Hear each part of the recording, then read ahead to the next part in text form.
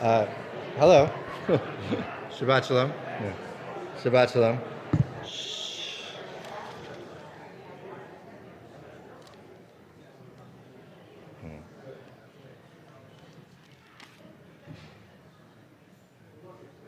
I,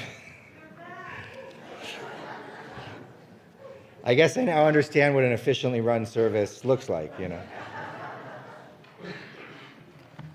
going to have a discussion this morning. It's going to be one of those that we'll do in between the aliyot of the Torah, so I'll just give a little bit of an introduction. If you want to join me, by the way, we're on page 800. 800 in the Chumashim and the Blue Books. I believe we're in 800. So we're Leviticus 19, chapter 19, verse 15.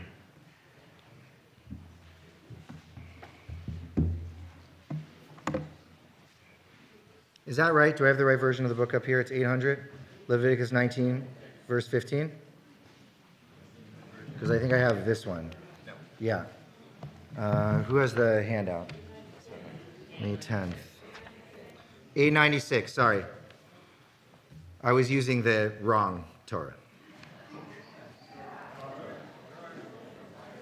Very particular. Welcome to the heart of the Torah. And what I mean by the heart of the Torah is actually that these week's Parshiot are the exact middle of the 5 books of Moses as we knew it. Remember that the books were edited together and also show up in Jewish history at different times.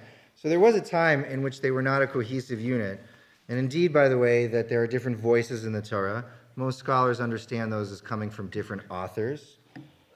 So when I say we're at the heart of the Torah, I'm going to mean it in 2 ways. The first is that we're at the heart of, basically, by bulk, all of the words in the Torah if you bring all the 5 books of Torah together. But also, you can understand this as the heart of the Torah as written by the voice known as P, which is the priestly voice. Scholars who dissect the Bible gave different letters to the different authors that they could identify in the Torah. I have no idea why they were so parsimonious, but not my problem. And the P is the priestly voice, which is to say, largely, whoever wrote P was probably someone who did what I did for a living. And that's why the book of Leviticus in general is often quite procedural, which is to say, you do it this way and not this way, with this steps and not those steps, over here and not over there. Because if you've ever been on this side of the bima or run a synagogue, you actually know that stuff is incredibly important if it makes for rather dry reading. Having said that, and one of the things that we looked up at looked together at in the Rabbi study, the Parsha group that I have every week, is that the preoccupation of the P author of the book of Leviticus is really about something that in Hebrew is called tahor and tameh, and it's very difficult to translate into English. Some would call it pure or impure, some would call it clean or unclean. Neither of those satisfy, because really what it's talking about is right and not quite right. The reason we don't use those words in English is because right often involves a moral dimension to things. And that's not always what the author of Leviticus is talking about. So when it comes to, for example, kosher in the Torah, I believe American sociologist by the name of Mary Douglas, did some groundbreaking work, which is generally accepted as understanding what's behind the laws of what you do eat and you don't eat in the Torah, which have almost nothing to do with morality and even less than health. Rather, what they think of is some version of well, these are fit for human consumption and these are not fit for human consumption. The same way that one of us might think about, well, we choose organic, or we want to choose grass-fed actually has much more of a moral component. Of course, there is a moral component to organic, but rather that looks right, that tastes right, that is fit for eating, and that over there is kind of gross. This, by the way, is why kashrut could really only have arisen in the Mediterranean basin, for lack of a better term, because if the Jews were born in Alaska, this would never have worked. I think about stuff like that all of a sudden. Kashrut would look completely different. And yet, by the way, this preoccupation of right and not quite right is something that lives for us. If you live in a neighborhood that has ordinances about what your lawn should look like, or even if it doesn't, and you see people like me who are a little too invested with how their greenery works, because it looks right on it. If there's a way that you keep your house, right? Of course, it's about cleanliness or other things, but people have a sense of this looks right and it's not quite right. The way that people sort of intuit those things as a sign of proper or fit and not, right? It can go horribly awry, and yet it does seem to be built into our psyche. That division between, yeah, this is how it should feel, or this is what looks good, or this is what feels good, and this is what doesn't. What's amazing about this is that right at the heart all of this right and not quite right discussion, and by the way, the discussion also definitely considers the idea of wrong.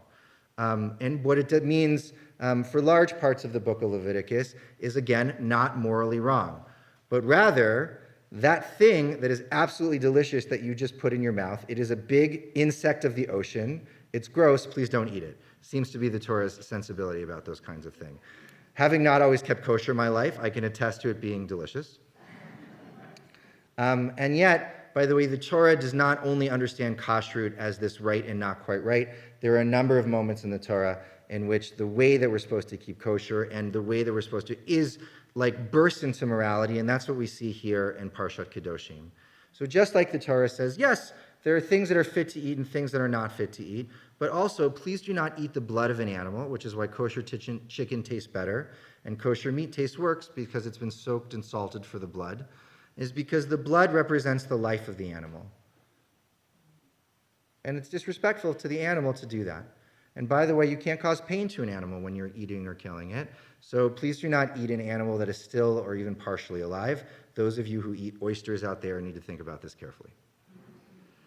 That kind of moving from, well, this feels right, to morally, this is right, is what we find here in Parshat Kedoshim, the heart of the Torah, chapter 19, which is, according to the priestly author, the blueprint of what a morally right society should largely look like.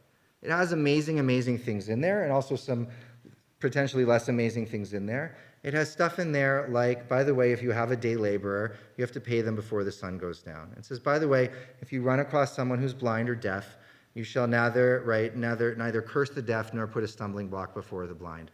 It has really big ones, like don't stand idly by the blood of your neighbor, and it has love your neighbor by yourself. I'd like to look at 3 of them. This was just my introduction, and I will come back in the middle of Aliyot to ask you questions about various parts. The thing that I would like you to look at right now is verse number 17. You shall not hate your kinsfolk in your heart. Reprove. I don't know why translators of the Bible just love this word so much, because obviously we use the word reprove all the time.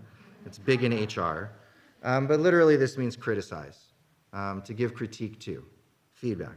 So you shall not hate your neighbor and your kinfolk in your heart. Criticize your kin, but incur no guilt on your account. I'd like to know what you think of that. Let's begin the Torah reading correctly this time on page 896.